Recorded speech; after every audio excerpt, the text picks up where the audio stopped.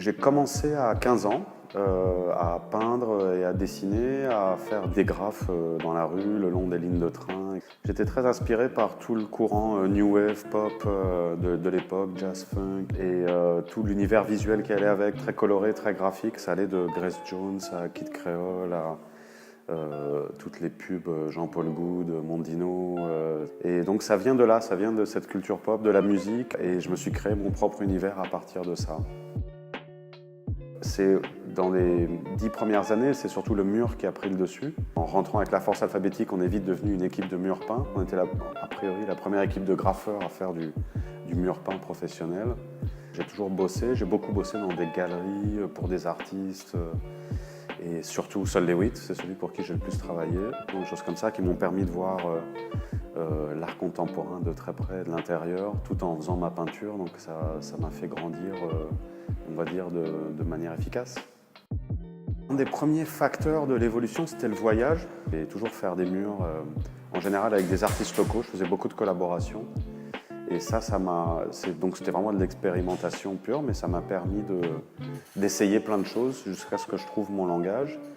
Ensuite, j'ai commencé vraiment à avoir un travail d'atelier à partir de 92. Après la force alphabétique, ça s'est arrêté en 96 à peu près. J'ai travaillé avec un autre collectif qui est le 9e Concept. On a fait beaucoup de choses ensemble, on a créé beaucoup d'expositions de collectifs ensemble. Et dans un esprit humainement très riche et intéressant, et qui nous a permis tous d'évoluer individuellement. En fait, c'était une espèce de combinaison très positive. Dans mon parcours, il y a eu aussi le passage avec Groland sur Canal+. Je faisais le décor plateau, les génériques, le graphisme. Ça m'a énormément apporté en fait, parce qu'ils ont une liberté d'esprit, une indépendance d'écriture et un mode de vie en fait qui m'a vraiment beaucoup inspiré.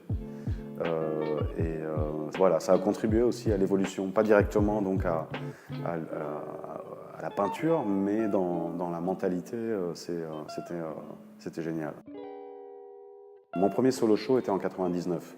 C'est en 2007 que les choses ont changé au Centre Pompidou pendant l'expo Peinture fraîche, qui avait vraiment été un déclic et qui m'a fait un peu rassembler toutes les pistes créatives que j'avais explorées avant pour les faire converger en une seule. La pression en fait, de l'exposition a été hyper bénéfique. Le fait de peindre devant des milliers de gens et dans un musée pareil, c'est inoubliable en fait, c'est une expérience inoubliable. Quand je suis parti à Los Angeles, c'est à partir de là que j'ai vraiment commencé. Aujourd'hui, je travaille dans 3 directions et ce qui les rassemble, c'est en gros mon intérêt pour, je dirais, l'humanité et la nature. La première, c'est mes séries de portraits qui sont semi-caricaturaux, assez minimalistes. C'est un travail très ludique et un vrai jeu de questions-réponses avec le spectateur où j'essaie toujours de laisser une part d'énigme pour qu'on se questionne et qu'on trouve les définitions par soi-même. Mais c'est vraiment, même si je dessine l'enveloppe, c'est ce qu'il y a à l'intérieur que j'essaie de révéler, plus les émotions, les moments, tu vois, les moments que tout humain peut avoir. Le deuxième travail commence plus, là on rentre plus dans la tête des gens, et donc c'est plus un travail sur la mémoire, les émotions, les réactions subconscientes, ce genre de choses. Et donc c'est pour ça que je l'appelle Brainology et je le décris comme des cartes mentales.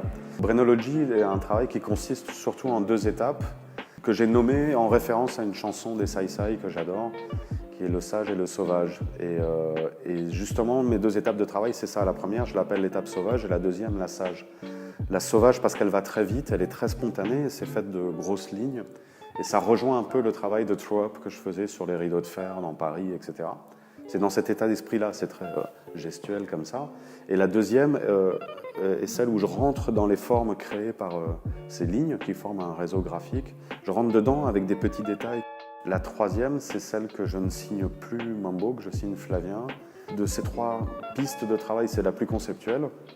Elle est basée sur un geste simple, qui est le coup de pinceau vertical. Et j'essaie de la combiner dans toute une variation de couleurs, de géométries, de textures.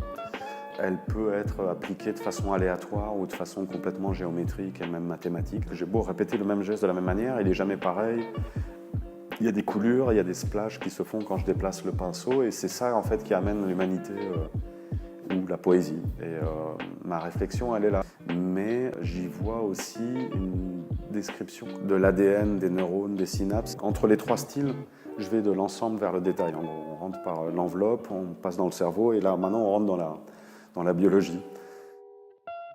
L'exposition qu'on présente aujourd'hui à la galerie Sperstra s'appelle Robot Poetry et elle m'est venue d'un fantasme que j'ai qui est de travailler avec un robot. Je voudrais collaborer avec un robot pour qu'il essaie de faire ce que je fais et d'arriver à faire les mêmes erreurs et en fait lui donner, essayer de gommer les barrières entre le mécanique et l'humain.